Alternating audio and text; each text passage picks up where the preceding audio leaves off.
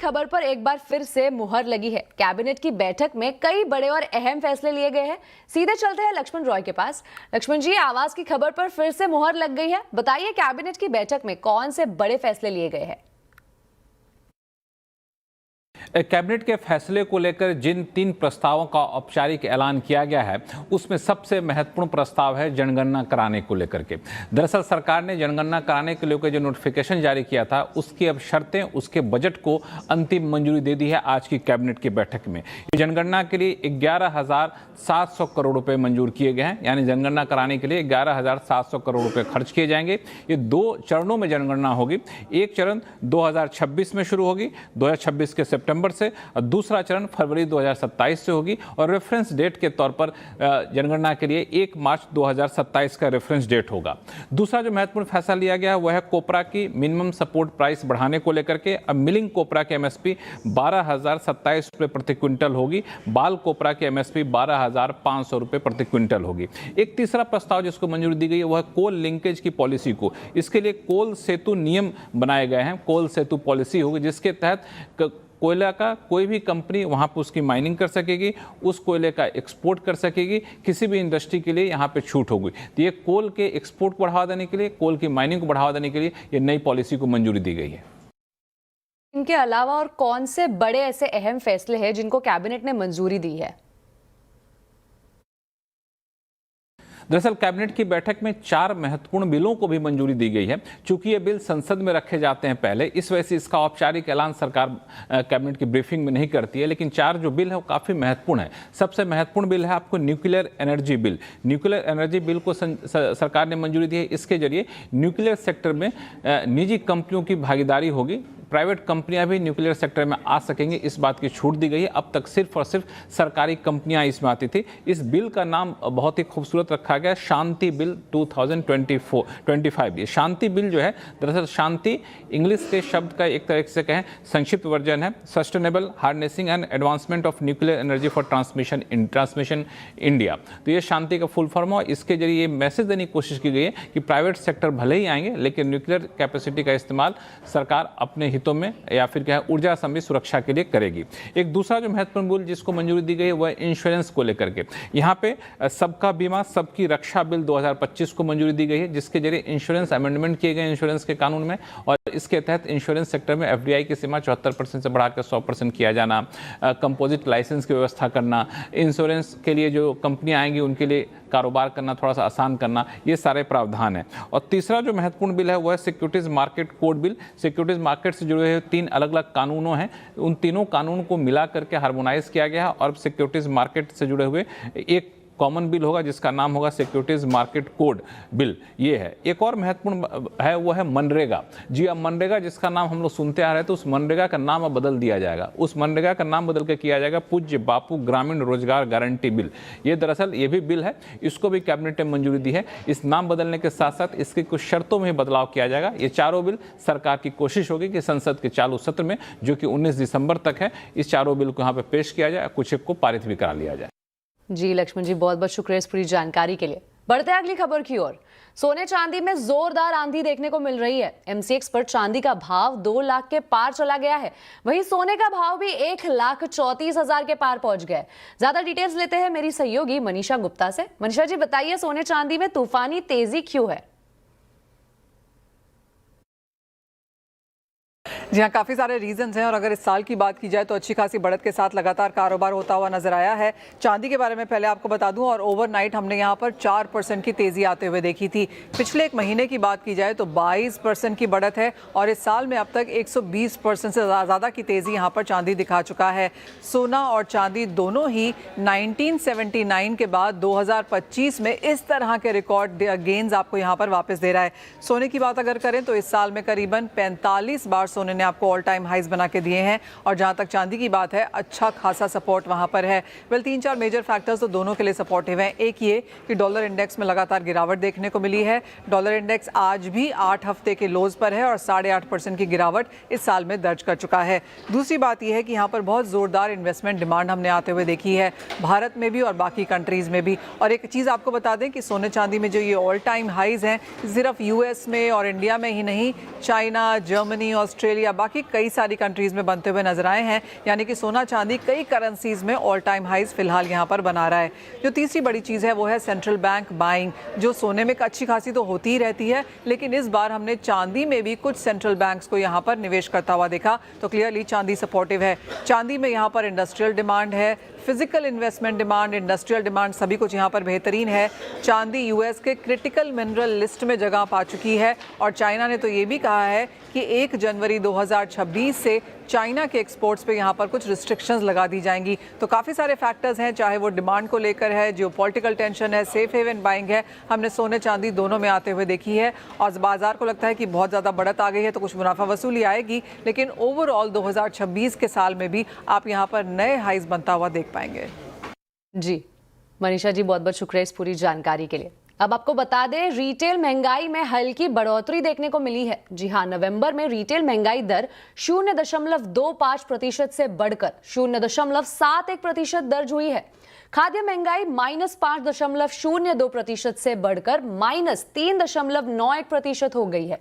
वहीं सब्जी और दालों की अगर बात करें तो उनमें भी महंगाई में बढ़ोतरी दर्ज की गई है।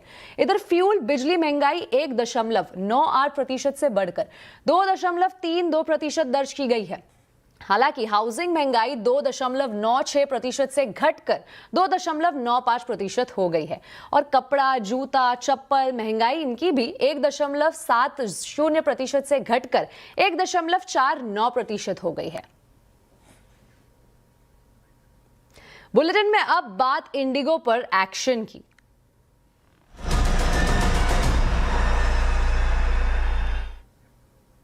इंडिगो मामले में लगातार एक्शन जारी है। डीजीसीए ने आज 4 फ्लाइट ऑपरेशन इंस्पेक्टर को भी सस्पेंड कर दिया है।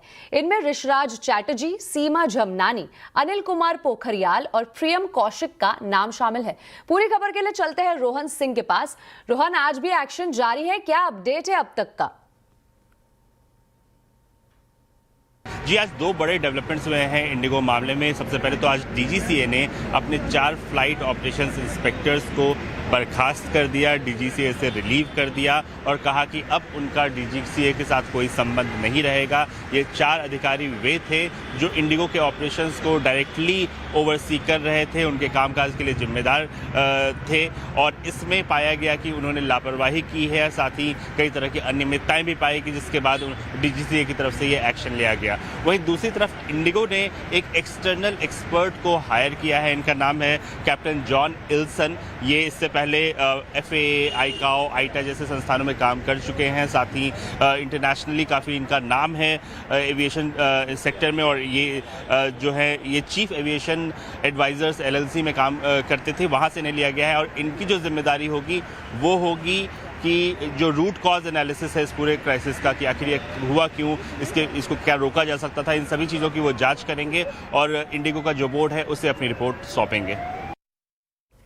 जी, लोकसभा में विपक्ष के नेता और कांग्रेस सांसद राहुल गांधी ने आज लोकसभा में वायु प्रदूषण का मुद्दा उठाया। उन्होंने कहा कि इस मुद्दे पर हमारी तरफ से कोई ब्लेम गेम नहीं होगा।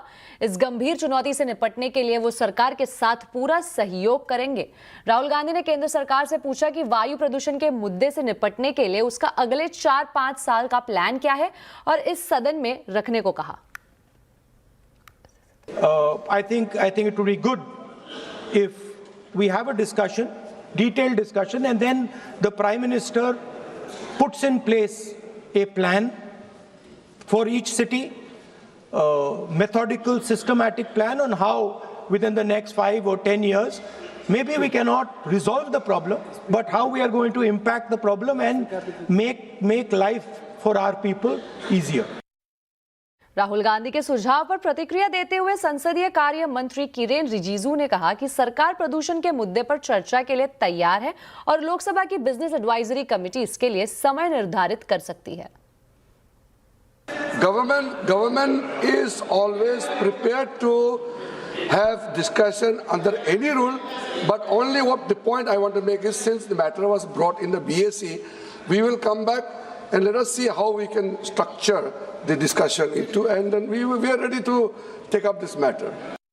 बढ़ते अगली खबर की ओर। डाक विभाग ने देश के शैक्षणिक संस्थानों में कैफे जैसे पोस्ट ऑफिस शुरू किए हैं, वो भी खास स्टूडेंट्स के लिए।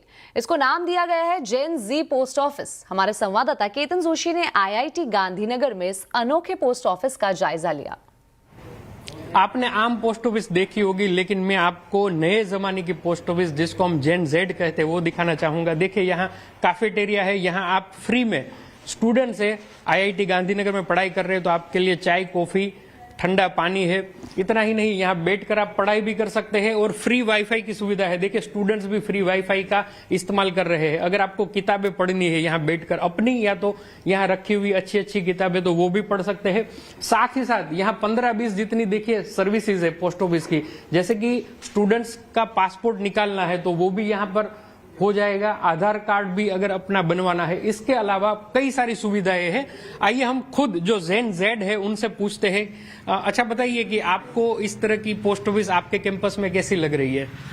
It has been very wonderful because it is not like a traditional Indian like post office. It is like more of a modern type because like most of the services that we have got here, like we don't have to go a mile away and then do the services. Like we have this post office and then passport and other services here. And most important thing, like if we had to package some items, it is 50% off for the students, so it is a benefit for me. Yeah.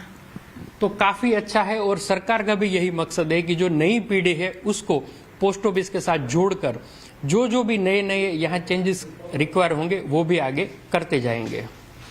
Ketan Joshi, Gandhinagar. अब आपको बता दें कि देश का हर 5वां mall बंद हो चुका है या बंद होने की कगार पर है। जी हां, नाइट फ्रैंक की एक रिपोर्ट के मुताबिक देश के 32 बड़े शहरों के 365 मॉल्स का सर्वे करने पर पता चला कि इसमें से 75 यानी 20% मॉल्स या शॉपिंग कॉम्प्लेक्स खाली पड़े हैं या घोस्ट मॉल्स बन गए हैं। लेकिन नई प्लानिंग से इन्हें रेनोवेट किया जाए तो इनकी पुरानी रौनक वापस लाई जा सकती है। दिल्ली के अंसल प्लाजा से न जाने कितने लोगों की यादें जुड़ी हुई होंगी। मोटे तौर पर इसे दिल्ली NCR का पहला मॉल या बड़ा शॉपिंग कॉम्प्लेक्स कहा जा सकता है। एक समय में यहाँ जबरदस्त फुटफॉल थी, पूरा माहौल गुलजार रहता था, लेकिन आज सन्नाटा पसरा हुआ है। खाने पीने की गिनी चुनी दुकानों को छोड़ दें तो यहाँ बिजनेस एक्टिविटीज पूरी तरह से बंद है। नाइट फ्रैंक की रिपोर्ट के मुताबिक अगर ऐसे ही बंद पड़े मॉलों को दोबारा से नए सिरे से नए प्लानिंग से रिनोवेट किया जाए तो करीब 350 करोड़ रुपए की एडिशनल रेवेन्यू को जनरेट किया जा सकता है। इसे खराब प्लानिंग या डिजाइनिंग कहें या समय की मार या फिर शॉपिंग एक्सपीरियंस को लेकर लोगों की बदलती पसंद, देश के 32 शहरों में 75 मॉल्स या शॉपिंग कॉम्प्लेक्स वीरान पड़े हुए हैं। Property consultancy company Knight Frank ने अपनी ताज़ा रिपोर्ट में ऐसे प्रॉपर्टीज को घोस्ट मॉल्स कहा है। ऐसे मॉल्स में 80% दुकानें खाली हैं और मेंटेनेंस नहीं होने से इंफ्रास्ट्रक्चर दिनों दिन बेकार होता जा रहा है।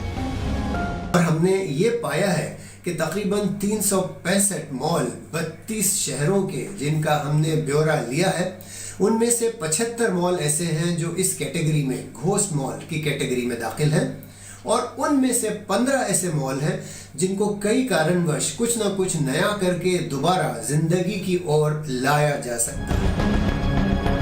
नाइट फ्रैंक की report think India think retail 2025 के मुताबिक सबसे ज्यादा घोस्ट मॉल बड़े शहरों और मेट्रो में हैं, जबकि टियर 2 शहरों में ऑक्यूपेंसी लेवल बेहतर है। बंद पड़े मॉल्स में करीब 1 crore 55 lakh square feet area बेकार पड़ा है। रिपोर्ट में कहा गया है कि अगर इन्हें रिनोवेट किया जाए तो सालाना करीब 350 करोड़ रुपए की अतिरिक्त कमाई की जा सकती है। आलोक प्रियदर्शी, दिल्ली।